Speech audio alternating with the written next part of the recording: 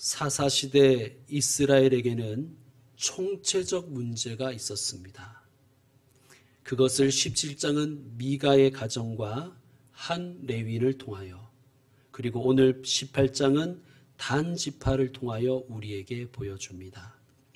오늘은 단 지파와 미가와 레위인의 결국을 함께 묵상하도록 합시다. 먼저 단 지파의 타락과 그 결국입니다. 오늘 말씀 18장은 이렇게 시작하지요. 그때에 이스라엘의 왕이 없었고, 물론 정치적인 왕은 없었지만 하나님이 이스라엘의 왕이셨지요. 그러나 이스라엘은 하나님을 왕으로 대접하지 않았습니다.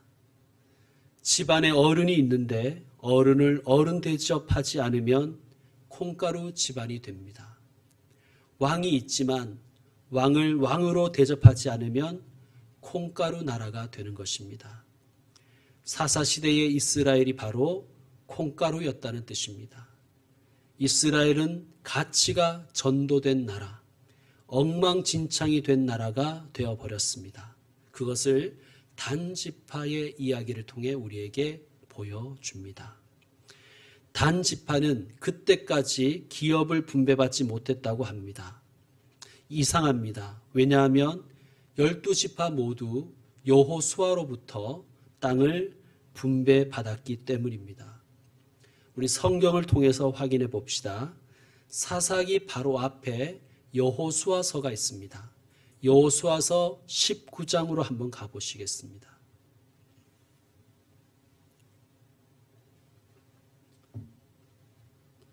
여호수아서 19장 40절.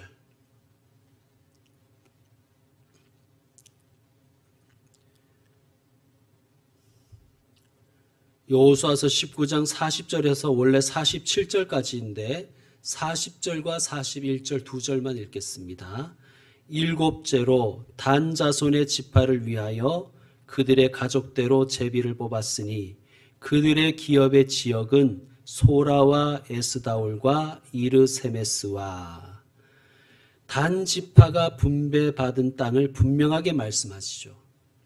소라와 에스다올과 그리고 기타 등등. 여러분 오늘 본문을 우리가 읽었는데요. 2절과 8절과 11절에 보면 소라와 에스다올이 3번이나 등장합니다. 단 지파는 분배받은 땅의 일부인 소라와 에스다올에서 이미 살고 있었습니다. 그런데 왜 기업을 분배받지 못했다고 할까요? 사사기 1장 34절에 그 힌트가 있습니다. 사사기 1장 30절을 제가 읽겠습니다.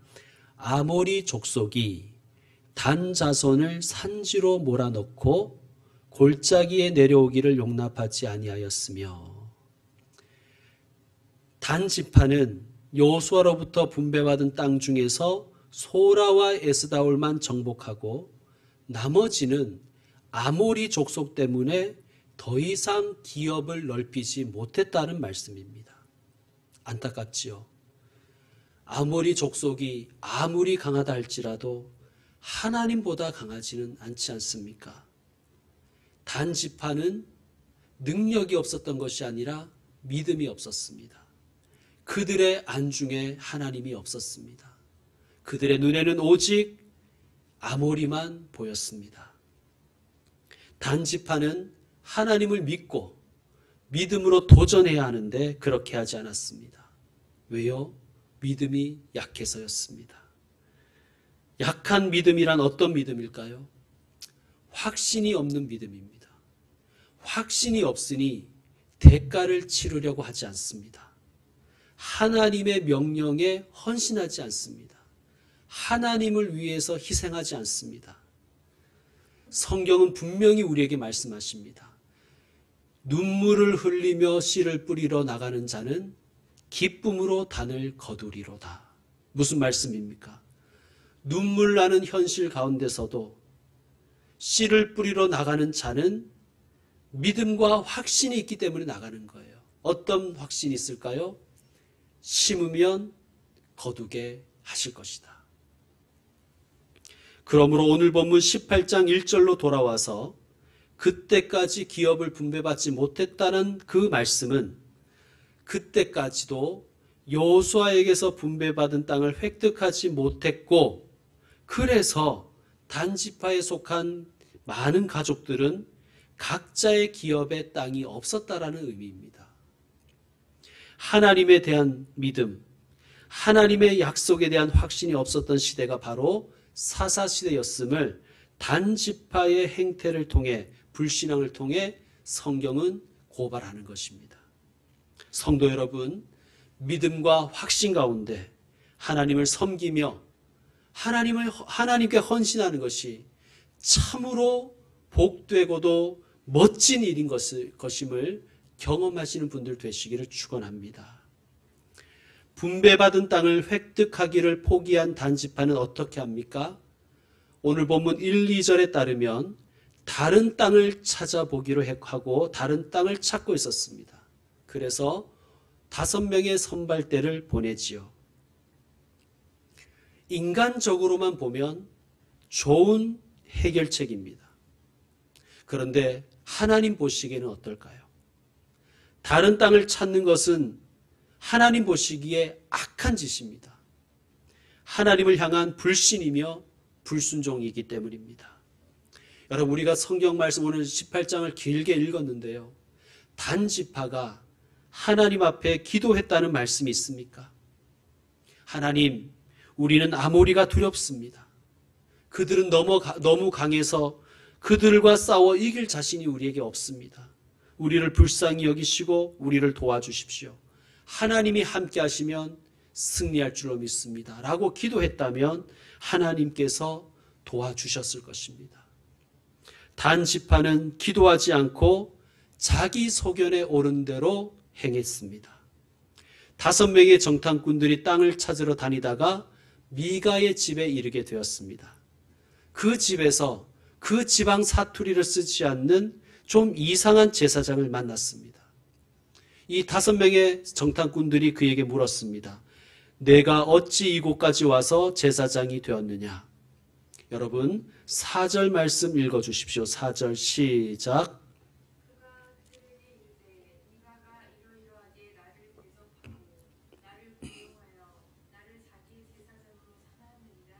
아멘. 이 말을 듣고는 그들은 이렇게 생각했던 것 같습니다. 이런 부잣집에서 이 사람을 고용한 것을 보니 이 사람 보기보다 용한가 보네. 점을 잘 치나 보다. 그리고 청탁을 합니다. 5절 중반을 보시면 우리를 위하여 하나님께 물어보아서 우리가 가는 길이 형통할는지 우리에게 알게 하라. 하나님을 들먹거리긴 하지만 이 말은 점을 쳐달라는 말입니다. 그러니까 하나님을 잡신이나 우상처럼 취급하고 있습니다. 이 가짜 제사장은 한술 더 뜨지요. 평안히 가라. 너희가 가는 길은 여호와 앞에 있느니라. 사람 귀에 듣기 좋은 말을 합니다. 그리고 엉터리 축복을 해줍니다. 그 후에 5인의 정탐꾼은 라이스라는 곳을 발견하지요. 그 라이스는 그들이 찾던 안성맞춤의 도시였습니다. 7절 말씀 우리 함께 읽겠습니다. 이에 5사람이 떠나 라이스에 이르러 거기 있는 백성을 본즉 염려 없이 거주하며 시돈 사람들이 사는 것처럼 평온하며 안전하니 그 땅에는 부족한 것이 없으며 부를 누리며 시돈 사람들과 거리가 멀고 어떤 사람과도 상종하지 아니함이라. 아멘. 라이스를 보니 땅은 비옥하고 풍요롭고 백성들은 온순합니다. 웰컴 투 동막골의 동막골 같은 마을인 것 같습니다. 살기도 좋고 방어하기도 좋고, 그런데 방어는 허술합니다. 그리고 이 사람들을 보니 시돈 계통의 사람들이었는데 시돈 사람들과는 상종을 안 하는 거예요. 거리가 너무 멀어서 교류가 없습니다. 그러니까 침략해도 이들을 도와줄 부족이 없는 거예요. 단지파가 군침을 흘립니다. 바로 여기구나. 여기라면 하나님의 도움 없이도 우리의 힘으로 차지할 수 있겠구나. 그리고 실제로 그들은 그렇게 했습니다. 성도 여러분, 하나님의 뜻을 따르지 않는데 성공했다면 그것은 성공처럼 보이지만 실패입니다. 반대로 하나님을 따르고 하나님의 뜻을 받들며 하나님과 함께 동행하는 길에서 당하는 세상적인 실패가 있다면 그것은 실패가 아니라 성공이요 축복입니다. 십자가는 세상적인 관점에서 보면 실패이지만 영광이요 축복이지 않습니까? 8절에 보면 정탐꾼들의 보고를 들은 단 지파가 그 땅을 빼앗기로 결정을 합니다. 하나님이 기뻐하실까요? 여러분, 하나님은 왜 가나안 땅을, 다른 땅도 아니고 가나안 땅을 정복하라고 하셨을까요? 아브라함에게 그 땅을 주시겠다고 약속하셨기 때문입니다. 그런데 또 하나의 이유가 있어요.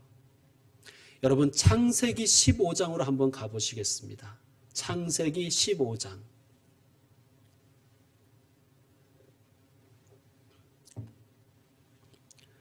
15장 7절을 보시면, 창세기 15장 7절을 보시면 또 그에게 이르시되 나는 이 땅을 내게 주어 소유를 삼게 하려고 너를 갈대아인의 우르에서 이끌어낸 여호와니라. 아멘. 하나님께서 아브라함에게 주신 말씀입니다. 이 땅을 너에게 주겠다.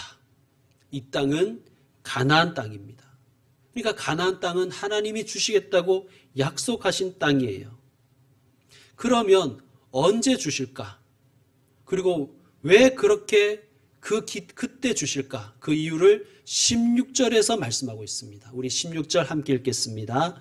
내 자손은 4대 만에 이 땅으로 돌아오리니 이는 아모리 족속의 죄악이 아직 가득 차지 아니함이라 하시더니 아멘. 언제 주시냐 하면 애굽에서 종살이한 지 400년이 지나야 주시겠다는 거예요. 여기서 4대라는 것은 당시에는 한 대를 100년으로 잡았습니다. 왜 이렇게 긴 시간을 지나고 주시느냐?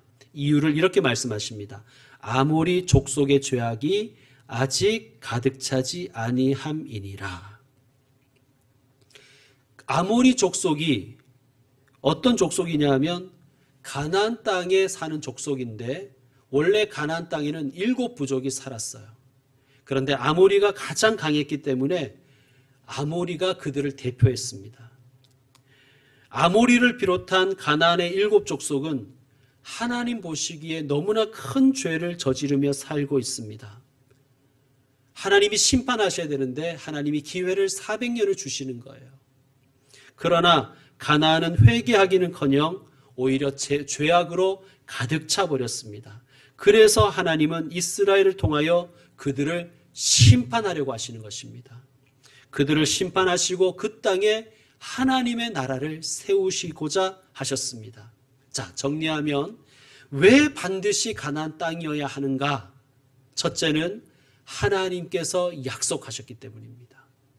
또한 하나님의 심판을 위해서입니다. 하나님의 약속을 이루어가는 믿음, 그리고 하나님의 의를 세워가는 사명 때문에 가나안 땅이어야 합니다. 약속과 심판, 그리고 믿음과 사명입니다. 그러므로 단지파는, 이스라엘을 비롯해서 단지파는 아무 땅이나 그냥 차지해서 살아가면 안 되는 것입니다.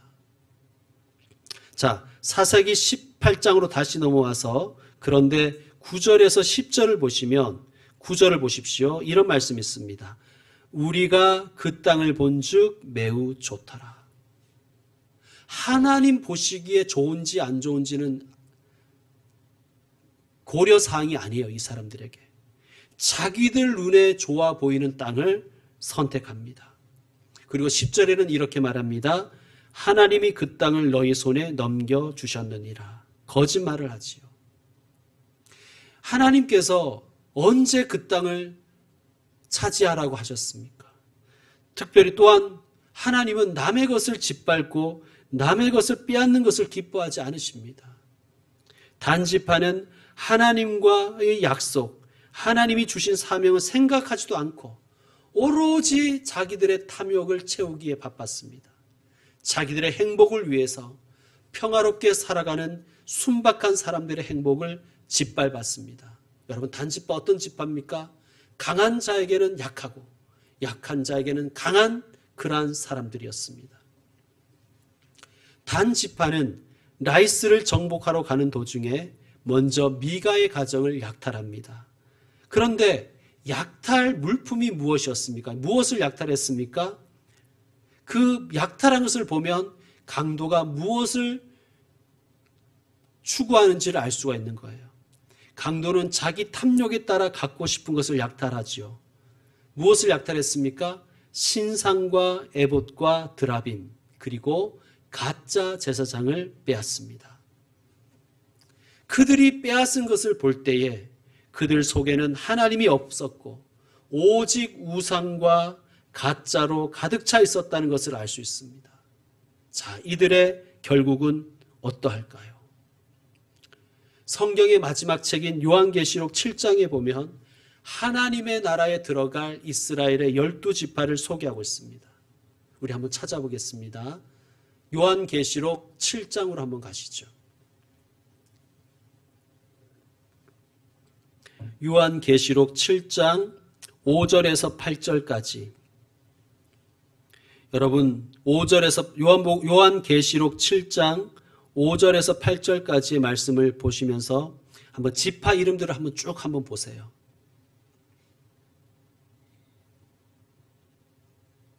(5절에) 세 지파, 또 6절에도 세 지파, 7절에 세 지파, 8절에 세 지파가 나오죠. 질문합니다. 단 지파의 이름이 있습니까? 없습니까? 없지요. 단 지파는 결국 어떻게 되었습니까? 그들의 결국은 하나님의 나라에서 제외되는 것이었습니다. 자, 그 다음으로 이 가짜 제사장 레위인 청년의 결국은 어떠했는지 살펴봅시다. 그는 하나님이 아니라 미가의 제사장이 되었습니다. 하나님의 종이 아니라 사람의 종이 되었습니다. 하나님의 뜻을 가르치는 중보자가 아니라 사람들이 듣고 싶은 말을 해주는 점쟁이가 되고 말았습니다. 사사기 18장으로 넘어와서 19절 말씀 제가 읽겠습니다. 그들이 그에게 이르되 잠잠하라, 내 손을 입에 대라, 우리와 함께 가서 우리의 아버지와 제사장이 되라. 내가 한 사람의 집에 제사장이 되는 것과 이스라엘의 한 지파 한 족속의 제사장이 되는 것 중에서 어느 것이 낫겠느냐 하는지라. 레위인을 부추깁니다. 아니, 한 가정의 제사장이 좋겠어? 아니면 한 지파의 제사장이 되는 것이 좋겠어? 네가 한번 생각해봐. 여러분 20절을 읽어주세요. 시작. 그 제사장이 마음에 기뻐하여 에봇과 드라빔과 새긴 우상을 받아가지고 그 백성 가운데로 들어가니라. 아멘. 여러분, 이 레위인 청년은요, 우리가 17장에서 봤지만 원래 유다 지파의 베들레헴의 레위인이었습니다. 여러분, 베들레헴은 어떤 곳입니까? 예수님이 태어나신 곳이지요. 그리고 다윗 왕의 고향입니다. 이것은 상징적으로 볼 때 베들레헴은 구원의 시작점, 중심점이라는 뜻입니다. 이 레위인 청년은 하나님의 구원에서 점점 멀어지고 있습니다. 자신의 사명지인 베들레헴을 떠나서 에브라임, 미가의 집으로 가서 고용인이 되었습니다. 그리고 이제는 라이스까지 갑니다. 라이스는 약속의 땅이 아니라고 말씀드렸습니다. 약속의 땅 바깥에 있습니다. 자, 여러분, 베들레헴에서는 레위인이었는데 에브라임으로 가서는 제사장이었습니다. 좀 더 높아졌죠. 그런데 라이스에 가서는 한 가정의 제사장이 아니라 한 지파의 제사장이 되었으니까 더 높아졌지요. 그는 점점 더 세상적으로 높아지고 더 부유해졌지만 그는 하나님으로부터는 더 멀어졌습니다. 자, 오늘 말씀 30절 다 같이 읽겠습니다. 단 자손이 자기들을 위하여 그 새긴 신상을 세웠고 모세의 손자 게르솜의 아들인 요나단과 그의 자손은 단 지파의 제사장이 되어 그 땅 백성이 사로잡히는 날까지 이르렀더라. 아멘. 이 레위인 청년, 미가의 제사장, 단 지파의 제사장이 된 이 청년의 이름을 드디어 소개하고 있습니다. 무엇입니까? 요나단. 그런데 충격적이게도 그는 모세의 손자였습니다. 아니, 이런 사람이 위대한 하나님의 종 모세의 손자였다니 놀랍지 않습니까? 성도 여러분, 이런 말이 있습니다. 하나님께는 손자가 없다. 우리 한 사람 한 사람이 단독자로 주님 앞에 서야 합니다. 우리 한 사람 한 사람이 하나님의 아들, 딸로 서야 합니다. 하나님께는 손자가 없습니다. 요나단은 점점 하나님과 멀어지다가 그는 결국 하나님을 떠났습니다. 자, 마지막으로 미가라는 사람의 결국은 어떻습니까? 지난 주일 17장을 통하여 미가의 신앙적 문제를 세 가지로 말씀드렸지요. 첫째 무엇이었습니까? 이기주의, 둘째 편리주의, 셋째 기복주의였습니다. 그의 결국을 오늘 본문은 이렇게 소개합니다. 오늘 말씀 24절 함께 읽겠습니다. 미가가 이르되 내가 만든 신들과 제사장들을 빼앗아 갔으니 이제 내게 오히려 남은 것이 무엇이냐? 너희가 어찌하여 나더러 무슨 일이냐고 하느냐 하는지라. 아멘. 여러분, 이 말씀을 다시 한번 곰곰이 묵상해 봅시다. 내가 만든 신들과 제사장을 빼앗아 갔으니 이제 내게 오히려 남은 것이 무엇이냐? 이제 내게 오히려 남은 것이 무엇이냐? 여러분, 미가는 자기 하고 싶은 대로 했습니다.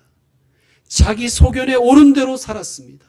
신앙조차도 자기가 하고 싶은 대로 했습니다. 심지어 아예 자기만의 종교를 만들어버렸잖아요. 그런데 그가 만든 모든 것이 다 빼앗겨 버렸습니다. 그가 만든 모든 것이 다 무너졌고 모든 것이 다 사라져 버렸습니다. 여러분, 자기 소견에 옳은 대로 믿는 신앙은 모래 위에 세운 집과 같습니다. 성도 여러분, 모래 위에 세운 집은 허무합니다. 무너집니다. 그리고 그것은 아무것도 남기지 않습니다. 결국 실망만 남을 것입니다. 그것이 돈이든 권력이든 인간관계든 또한 내가 만든 신이든 그것들이 우리를 구원해 주지 못합니다. 우리가 붙들어야 할 분은 오직 하나님이십니다. 그런데요, 하나님을 붙드는 사람을 하나님께서도 붙들어 주십니다. 하나님께서 붙드시면 그 누구도 하나님에게서 우리를 빼앗을 수가 없습니다. 여러분, 베드로가 이렇게 고백합니다. 주여, 영생의 말씀이 주께 있사오니 우리가 누구에게로 가오리까? 주여, 우리가 누구에게로 가오리까? 베드로처럼 우리도 이렇게 고백했으면 좋겠습니다. 한번 따라합시다. 주여, 우리가 누구에게로 가겠습니까? 주님을 잃으면 우리는 아무것도 아닙니다. 주님은 우리의 모든 것 되십니다. 아멘. 이제 말씀을 마무리하겠습니다. 오늘 마지막 말씀 31절 다 같이 읽겠습니다. 31절. 하나님의 집이 실로에 있을 동안에 미가가 만든 바 새긴 신상이 단 자손에게 있었더라. 아멘. 하나님의 집이 어디에 있었다고요? 실로에 있었다는 말씀을 남깁니다. 이 말씀은 무슨 뜻이냐면 이스라엘의 중심이 실로에 있다는 말씀입니다. 단 지파와 요나단과 미가의 중심이 실로에 있어야 하는데 그들의 마음은 실로에 없었습니다. 즉 하나님의 집에 그들의 마음이 없었습니다. 하나님께 그들의 마음이 없었습니다. 하나님께 나아가고 하나님을 붙들고 하나님을 예배해야 되는데 그들의 중심에 하나님의 집이 없고 하나님이 계시지 않으니 하나님께서 점점 하나님에게로부터 점점 멀어졌고 그리고 그들은 결국 하나님을 버리고 하나님을 떠났습니다. 요한복음 1장에 보면 이런 말씀이 있지요. 말씀이 육신이 되어 우리 가운데 거하심에. 성도 여러분, 예수님은 우리 가운데 거하시기 위해서 우리에게 오셨습니다. 그러니 우리에게 오신 예수님을 저와 여러분의 중심에 모시길 소망합니다. 우리 삶의 중심에, 우리 마음의 중심에 예수님을 두고 예수님을 의지하고 예수님을 의지하여 하나님께 나아가고 예수님의 이름으로 하나님께 기도하고 예수님의 이름으로 하나님께 예배하는 분들 되시기를 축원합니다. 삶의 중심에 하나님을 모시지 않은 사람을 C.S. 루이스는 가슴이 없는 사람들, 심장이 없는 사람들이라고 했습니다. 그리스도인은 예수님을 삶의 중심에 모시고 예수님을 가슴에 품고 예수님을 자기 심장으로 삼고 살아가는 사람들을 가리킵니다. 예수님을 삶의 중심에 둔 사람, 예수님을 자기의 심장으로 삼고 살아가는 복된 분들 되시기를 주의 이름으로 축원드립니다. 기도하겠습니다.